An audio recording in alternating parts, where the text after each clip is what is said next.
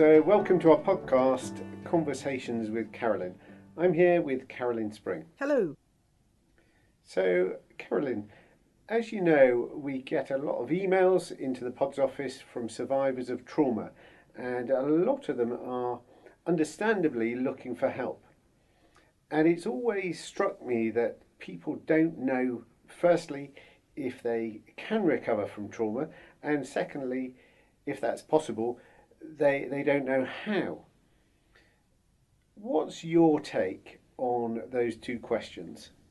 Yeah, and this isn't something that we just get asked on emails. It's a frequent topic on social media. It's something I get asked a lot personally, like on training days. People come up to me and say, "Can I heal?" You know, that they want to know, and they're desperate. They want to know if recovery is really possible for them. And what I find interesting is that it's put out there often in these very vague, nebulous terms. You know, can I recover? Can I heal? Well, what does that mean? What does that look like? And how can I answer that question? How can I peer into the future of this complete stranger and discern whether their future will be any better than their past? Yeah, I don't know anything about them, so of course I can't.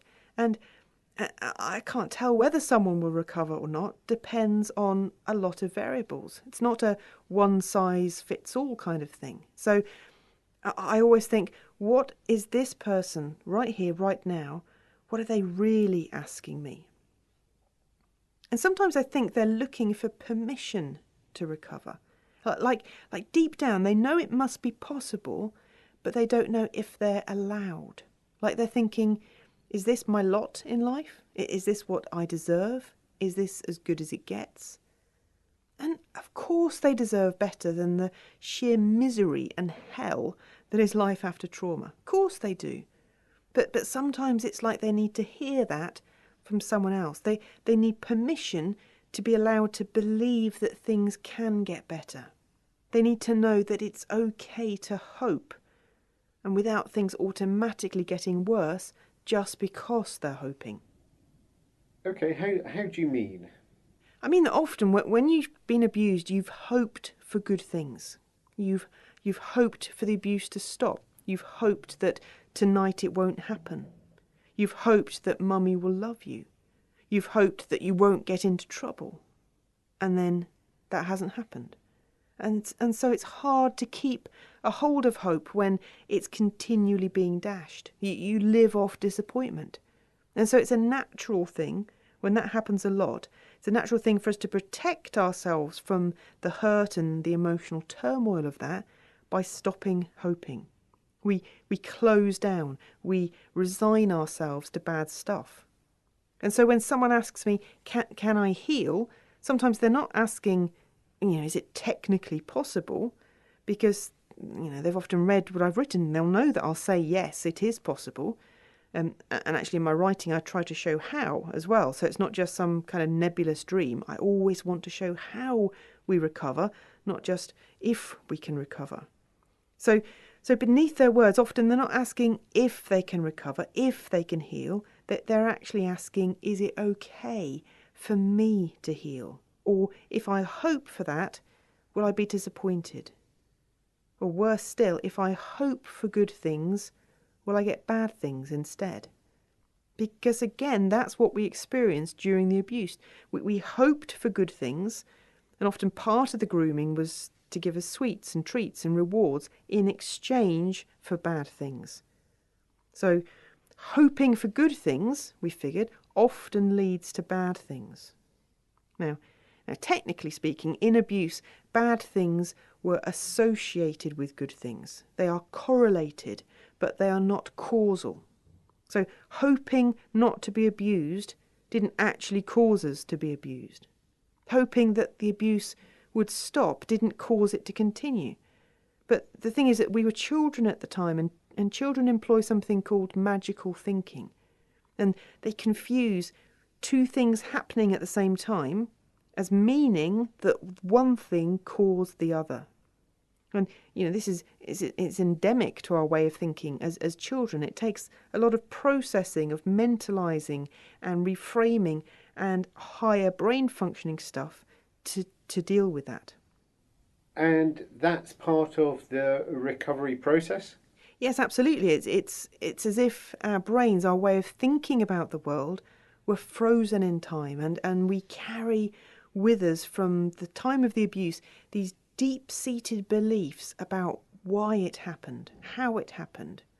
We think it was our fault. We think we were responsible. We think we deserved it.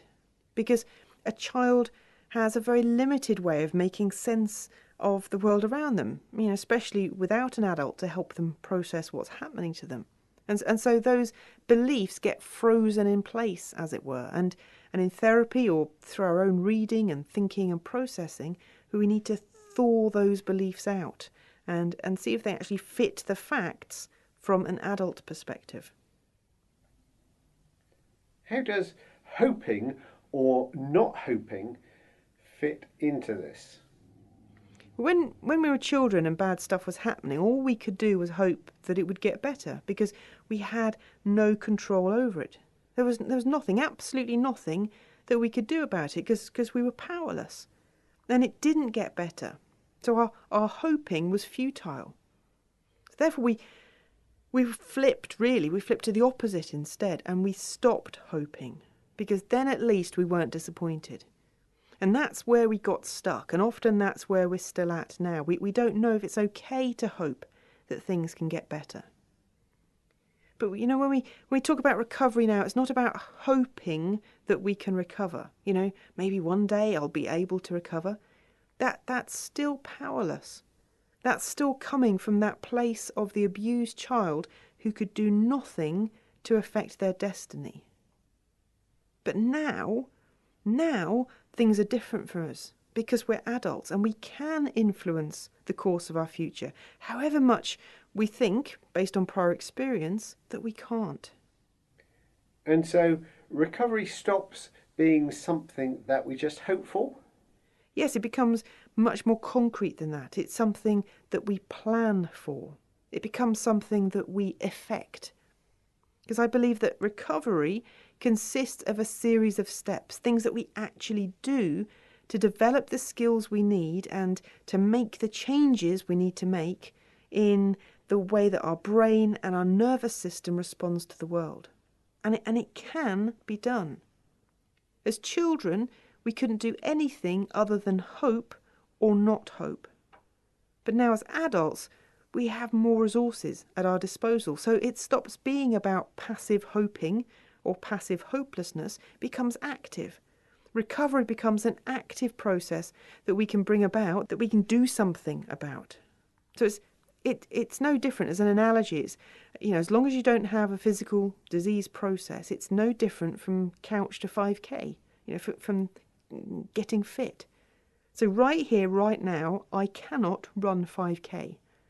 And if I sit on the couch and I say, I hope one day I'll be able to run 5K, and that's all I do.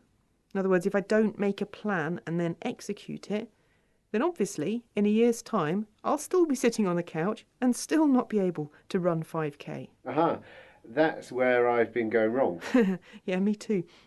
But seriously, we can't judge our ability in the future on our ability in the present. We can't say, I'll never be able to run 5K because I cannot run 5K now.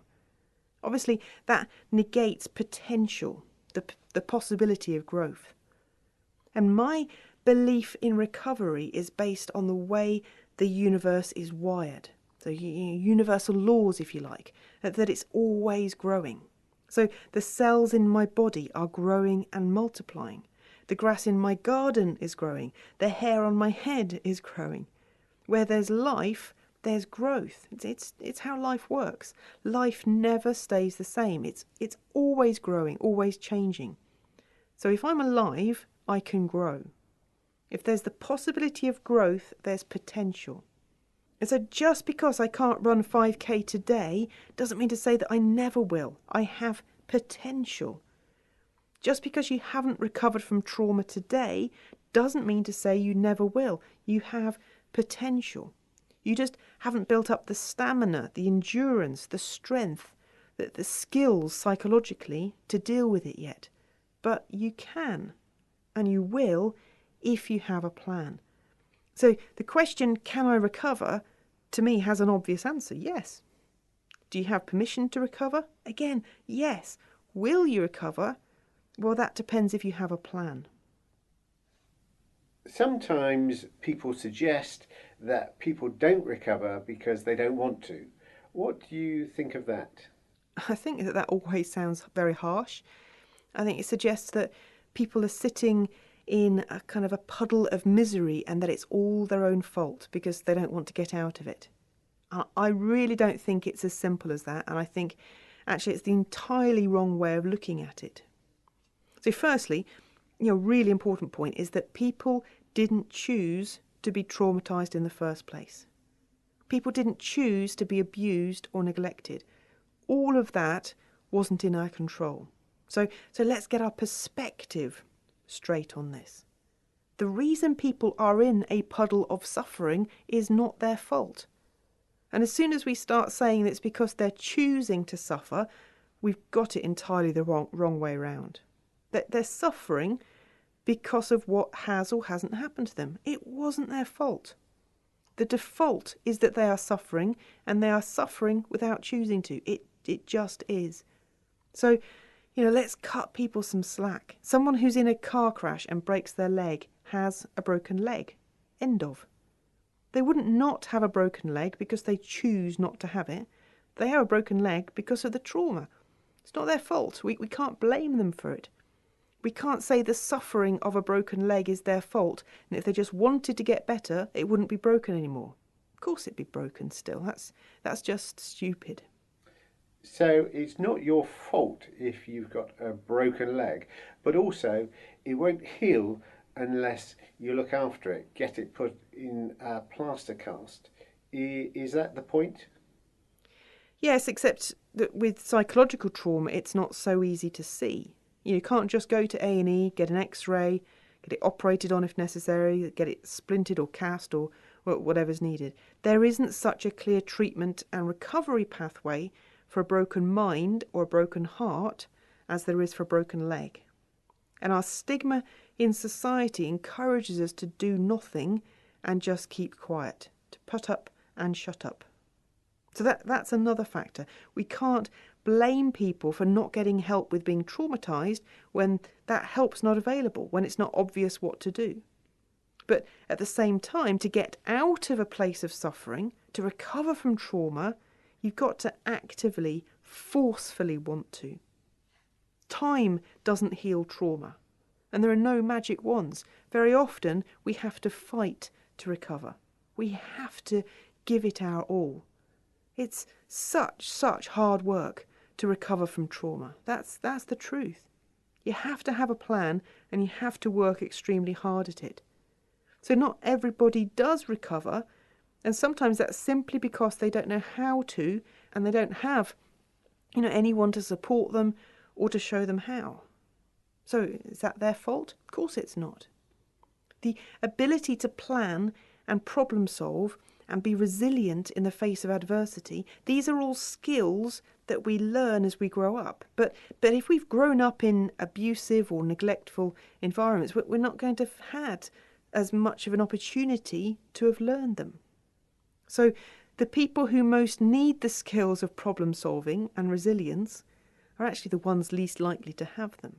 And that's the double whammy, the real misfortune of childhood trauma. It's not just that bad stuff happened to us when we were children, but it's that often that bad stuff happened in a matrix, a family environment, where we also didn't have the best parenting and support to aid our development. So it really is a double blow.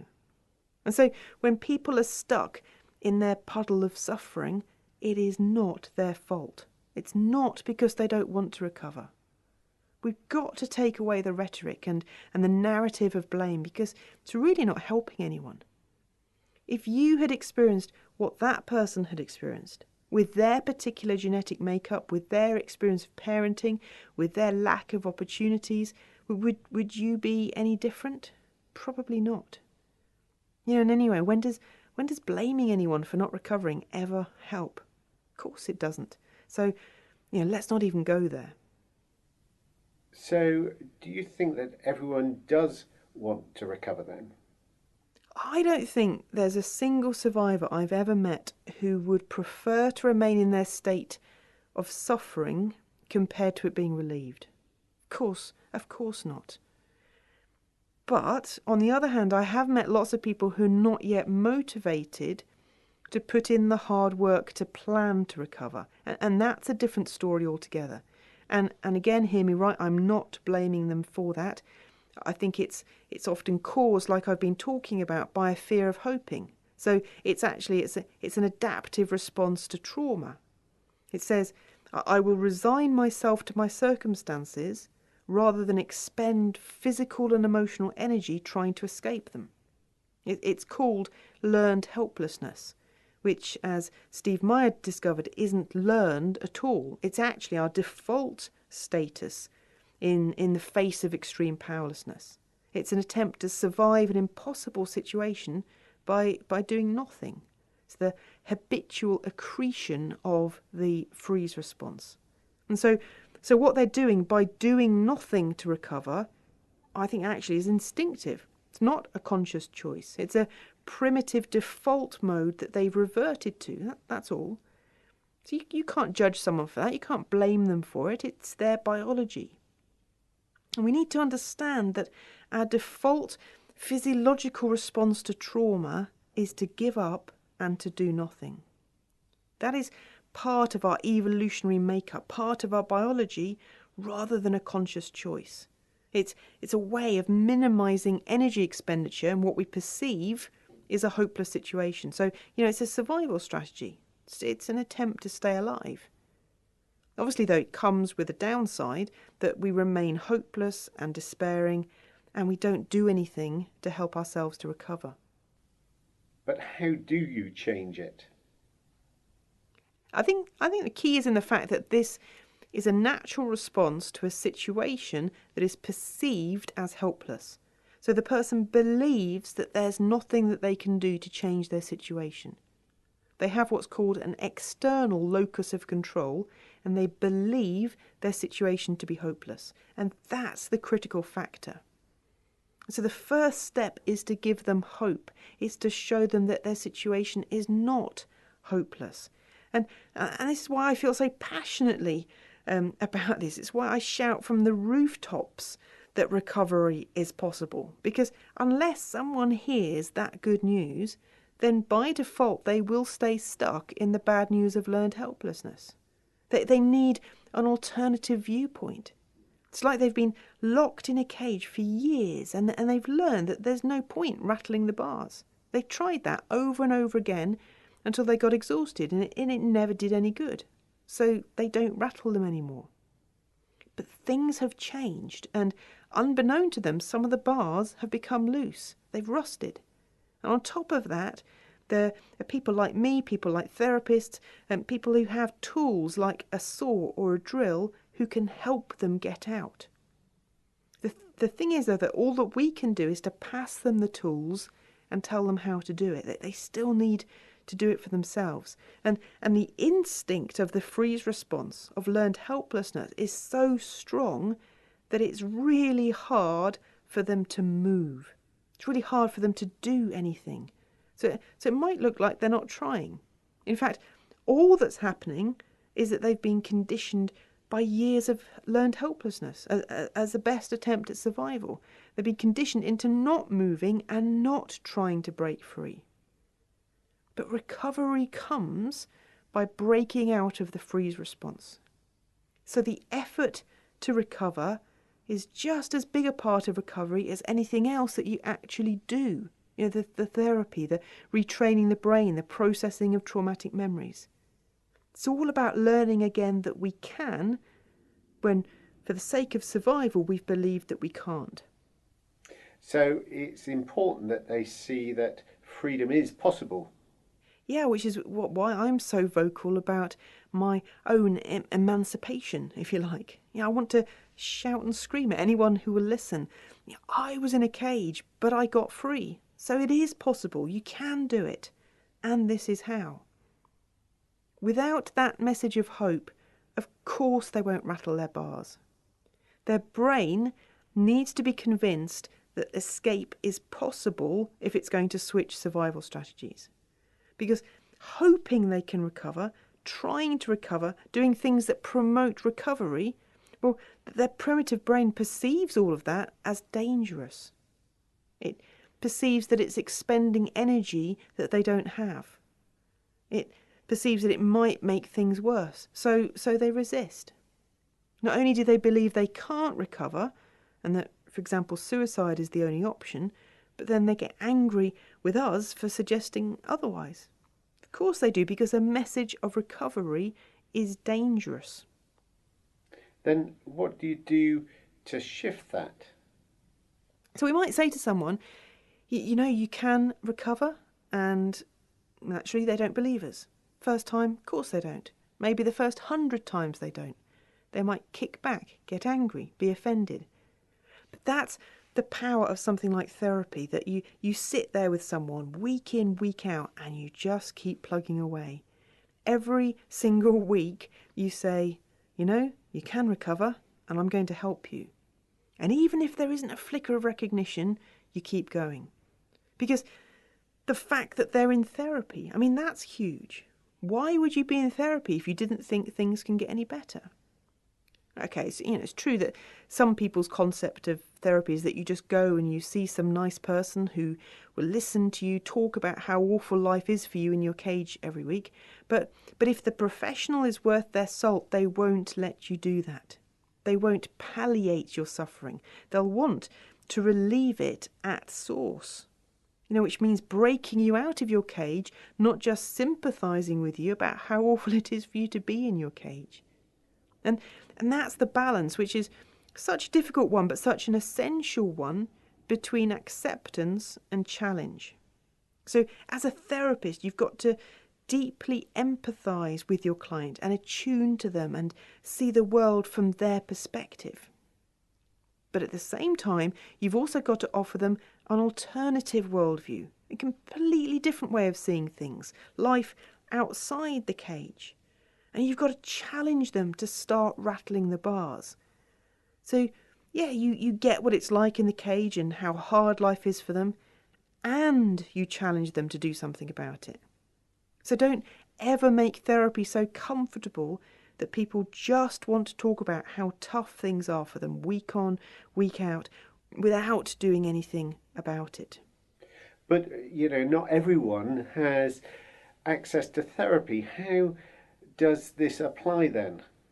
You're right, and I think one of the saddest things is that people get a spark, if you like, on the inside of them that they want things to change. They get up the courage or the motivation to do something about it, and they ask for help, for example, via the NHS, and then they're put on a waiting list for 18 months, and that spark is snuffed out. Or they go through an endless cycle of assessments or being prescribed medication. So much of the medical model approach to treating trauma is just to medicate away the pain, to numb things down, to make it less unpleasant to live in a cage. Very often it doesn't see it as a matter of building skills and rearranging neural patterns in our brains, habitual ways of thinking and responding.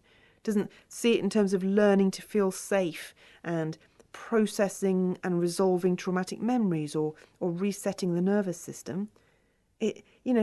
Recovery from trauma is a series of steps of learning to live outside the cage, not just to cope with living inside the cage. And yet before anyone can even take those steps, the message of hopelessness is reinforced because they can't get help. It makes me so mad. One of the worst things I hear is when people go for an assessment, they go for some kind of psychiatric assessment, and then they get told that they can't get any treatment because they're too complex. In other words, their learned helplessness is reinforced. And they're made to feel like they are the problem, which is exactly what they thought as children. Now, the problem here is in the lack of understanding of trauma, the lack of understanding of the process of recovery within the NHS. The problem is with the professionals, not with the survivors. But the blame gets dumped on the survivors. Your trauma is too much. You are untreatable. And so it comes back down to the question, can I heal? And they're being told by psychiatry that they can't. Exactly. Makes me so cross. It's the wrong question and the wrong answer. The relevant question here is the NHS equipped to help people recover from trauma? And often the answer to that is no, it's not. But that's not because survivors cannot recover from trauma. It's not because you as a survivor are somehow intrinsically defective and beyond hope. It's simply because the NHS is ill-equipped and poorly funded. And that's the message that I'd want every trauma survivor to hear loud and clear. That if you get told by a mental health professional that there's no hope for you, that you're too complex, too difficult, that you can't heal, then hear that in its right context.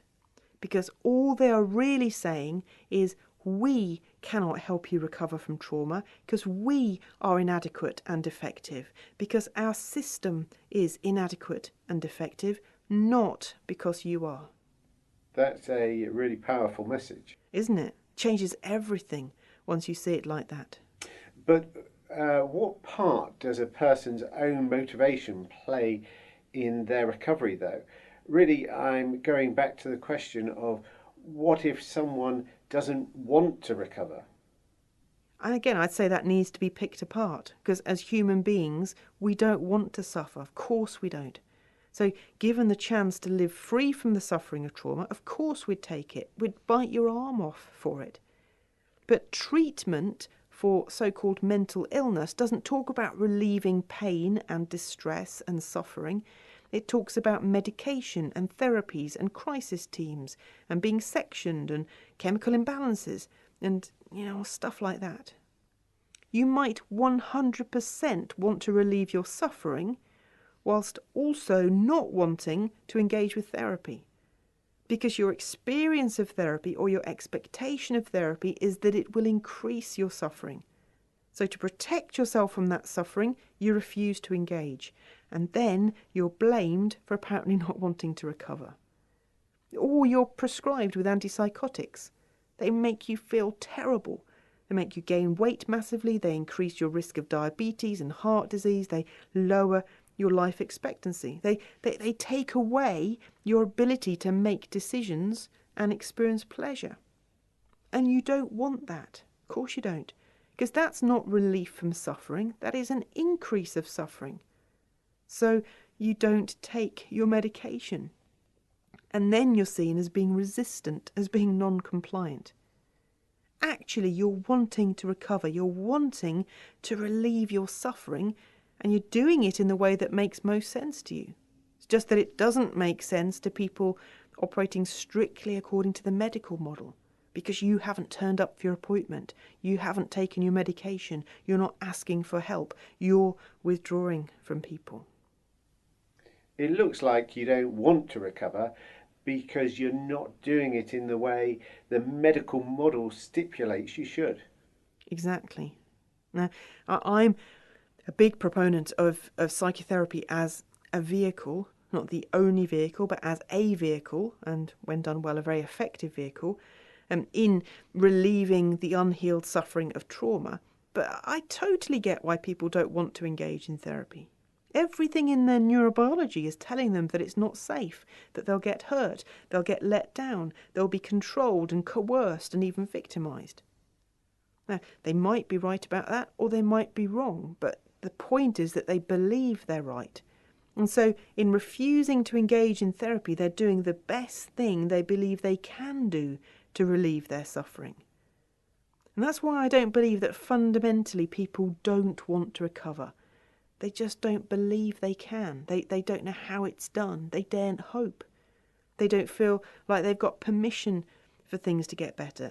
And the pathway of recovery that's presented to them often seems like it will increase their suffering rather than relieving it.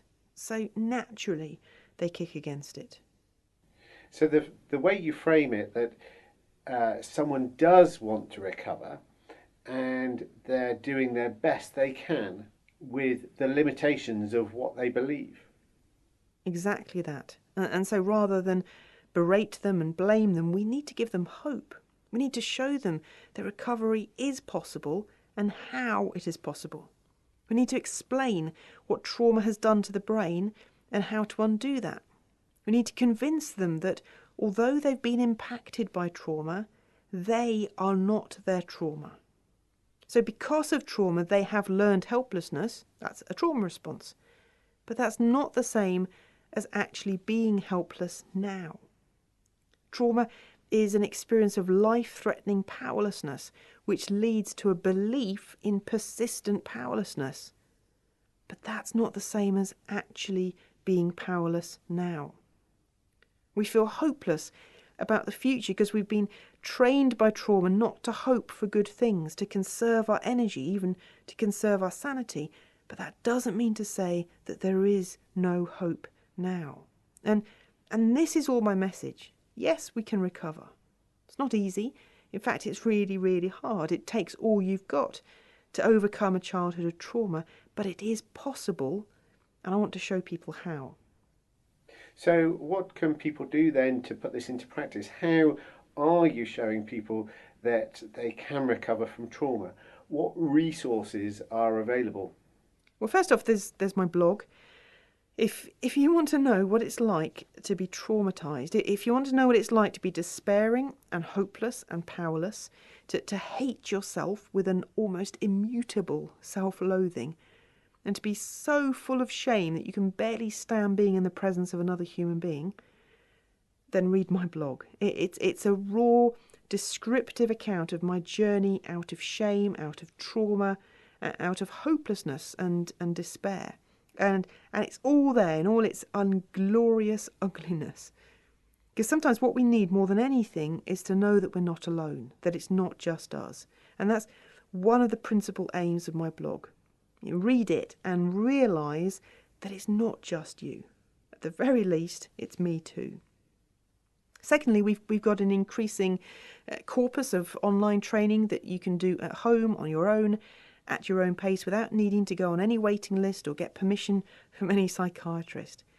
And whilst the training was originally developed principally with counsellors and psychotherapists in mind, all of it is relevant and helpful to survivors too. So I cover topics such as child sexual abuse, dissociation and DID, attachment theory, the impact of trauma on the body, and there's lots more new courses coming up as well. Because I firmly believe that in order to recover from trauma, we need to understand trauma. So educate yourself, learn. Psychoeducation is an absolute priority in our recovery journey, and that's what these courses are all about. On top of that, I've written actually now hundreds of articles that are available on my website at carolynspring.com, also on the PODS website at www.pods-online.org.uk. And so go and look those up, read other people's accounts and realise that, again, you're not alone. Get some insight and help in how to manage medical procedures, how to handle flashbacks and triggers, all stuff like that. So that's all on there too, and it's all completely free. Also got live training days. So currently this year we've got a day on dealing with distress, working with suicide and self-harm, and actually 2 new days coming up. One on working with shame, I think, which is relevant for just about every single human being on the face of the planet. And later in the year, mental health and the body, which will look at how things like sleep and diet and movement and daylight and our circadian rhythms all affect our mental health, and how we can maximise our mental well-being, and in particular our recovery from trauma, by making the most of our natural cycles and processes. So that's coming up later in the year, but it's already available to book, and you can find all the upcoming dates and venues on the website, again, at carolynspring.com. Also at PODS, we run a helpline on a Tuesday afternoon for survivors. We provide free screening tools for dissociative disorders, and we provide a Find a Therapist service. And we've got books and resources and leaflets and all sorts of stuff. So go to www.pods, www.ecc-online.org.uk/start-here for everything we offer. That's a great page to show you where to go next. So our time is up, but thank you for another fascinating conversation. Thank you very much. See you next time.